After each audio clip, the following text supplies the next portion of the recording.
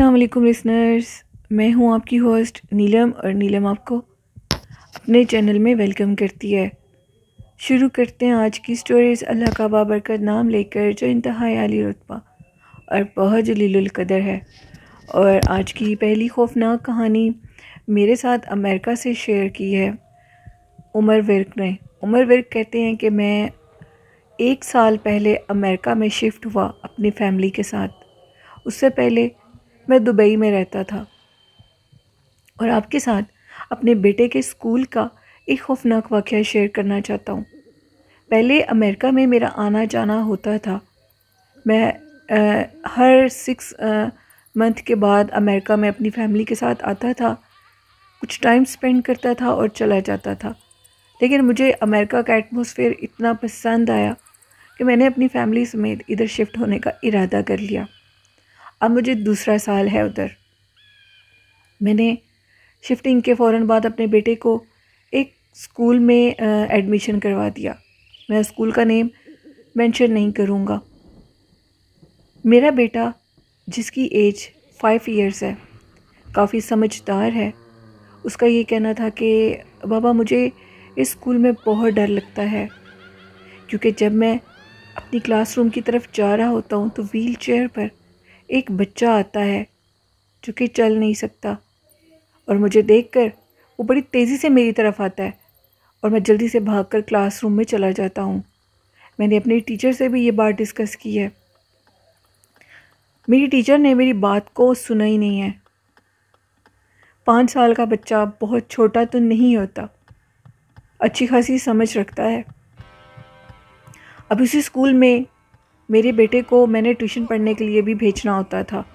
मेरा बेटा अपना सारा काम करके घर एकेडमी अटेंड करके वापस आता था। अब एक दफ़ा मेरी मिसेस मेरे बेटे के साथ गई, क्योंकि वो बहुत ज़्यादा डर जाता था। वो कहता था कि उस स्कूल में एक व्हील चेयर वाला बच्चा मुझे बहुत ज़्यादा तंग करता है। अक्सर मैं पढ़ रहा होता हूँ तो वो मेरे सामने आ जाता है। वो सिर्फ मुझे दिखाई देता है, टीचर्स को वो नज़र नहीं आता। अब ये बात सुनकर हम दोनों मियाँ बीवी बहुत ज़्यादा परेशान थे। मेरी मिसेस ने उस मैम से भी बात की कि बच्चे के साथ ये मसला पेश आ रहा है, लेकिन वो ब्रिटिश लोग थे, वो इन चीज़ों पे यकीन तो बहुत ज़्यादा रखते हैं, लेकिन उन्होंने ये कहा कि इस चीज़ को आप इग्नोर कर दें। हम दोनों मियाँ बीवी ने अपने बच्चे को उस स्कूल से निकलवाने का इरादा कर लिया। स्कूल इंटरनेशनल लेवल का था। अब हम लोग परेशान भी थे। हम लोगों के बच्चे को अब घर के अंदर वो व्हील चेयर वाला बच्चा नज़र आने लगा। वो यही कहता था कि व्हील चेयर पर एक बच्चा है मम्मा, जो मुझे अपनी पास बुलाता है, और क्लासरूम से अब वो मेरे बेडरूम तक आ गया है।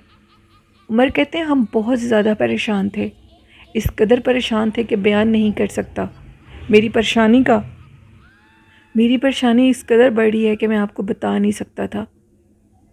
एक दिन मैं क्या देखता हूँ, मेरे बच्चे के रूम में बहुत ज़्यादा लाइट रोशन हुई है, और वो जो लाइट थी वो मेरे बच्चे के रूम में थी नहीं, जो लाइट नज़र आ रही थी। मैंने बड़े पाँव जमा कर आगे की तरफ जा रहा था। मैं बहुत डरा हुआ था। तो अचानक से मैं देखता हूँ एक बच्चा जो कि व्हील चेयर पर था, उसकी टांगें कटी हुई थी, उसका चेहरा नहायत खौफनाक था। उसकी व्हील चेयर समेत वो बिल्कुल मेरे बेटे के बेड के साथ खड़ा हुआ था, जिसको देखकर मेरी चीखें निकल गईं, और वो व्हील चेयर वाला लड़का वहीं पर गायब हो गया। मेरे बेटे की हालत बहुत दिन ब दिन ख़राब होती जा रही थी।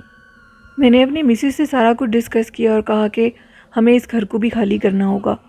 वो लड़का, वो जिन्नात असे मेरे बेटे के पीछे पीछे इधर आ चुका है। हम लोगों ने उस घर को भी खाली कर दिया, एक और अपार्टमेंट ख़रीदा, एक और अपार्टमेंट में गए। उस अपार्टमेंट में अब हमने एक मौलवी साहब से रब्ता किया। हमने फिर एक अल्लाह वाले से रब्ता किया और उसने हमें कुछ तावीज़ात दिए, और हमने वो तावीज़ अपने घर में लगाए।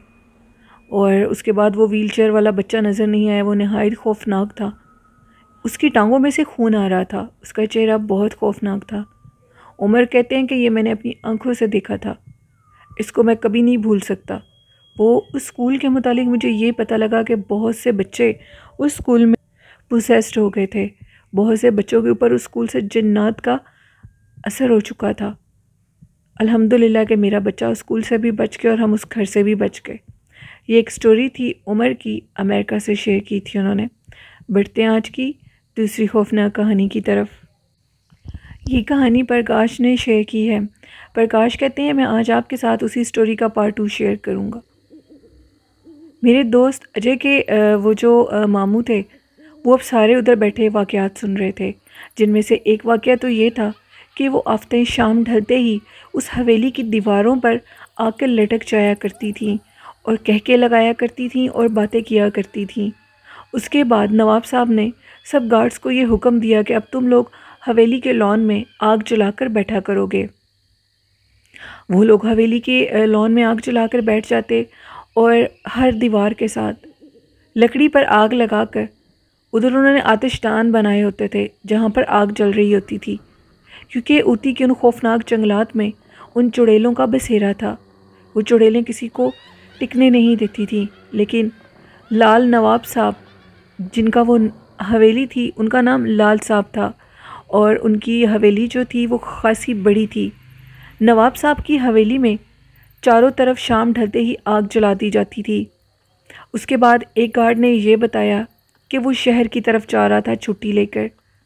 उसने अपने घर जाना था तो अचानक से क्या देखता है कि एक औरत है जो कि हाथ देकर उसको रोक कर कहती है कि बाबू मुझे भी साथ ले जाओ अगर शहर की तरफ जा रहे हो तो। उन्होंने कहा कि ठीक है, तुम बैठ सकती हो बहन, अगर तुमने शहर की तरफ जाना है। वो काफ़ी हुलिये से मजबूर सी औरत लग रही थी। जैसे उसने उस औरत को साथ बिठाया तो पीछे से उस औरत ने उसकी कमर पर नाखून मारने शुरू कर दिए। जैसे ही वो पीछे से पलटा तो वो अपने शक्ल तब्दील कर चुकी थी।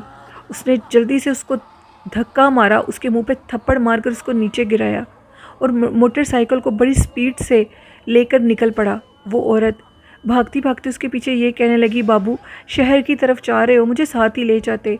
उसकी कमर पर आज भी, उस गार्ड की कमर पर वो नाखूनों के निशान हैं जो कि अजय के मामू ने अपनी आंखों से देखे।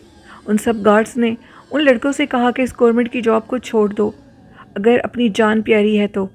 उन सब ने ये इरादा कर लिया कि हम इस जॉब को छोड़ देंगे। एक गार्ड ने ये बताया कि ये जो औरतें शाम ढलते ही इन दीवारों पर आकर गुनगुनाने लगती हैं, गाने गाती हैं, कहके लगाती हैं और जब रोती हैं तो हवेली में कोई ना कोई मुसीबत ज़रूर बन जाती है। लाल साहब के साथ कोई ना कोई मसला ज़रूर बन जाता है जब भी वो चुड़ैलें आकर रोना शुरू करती हैं।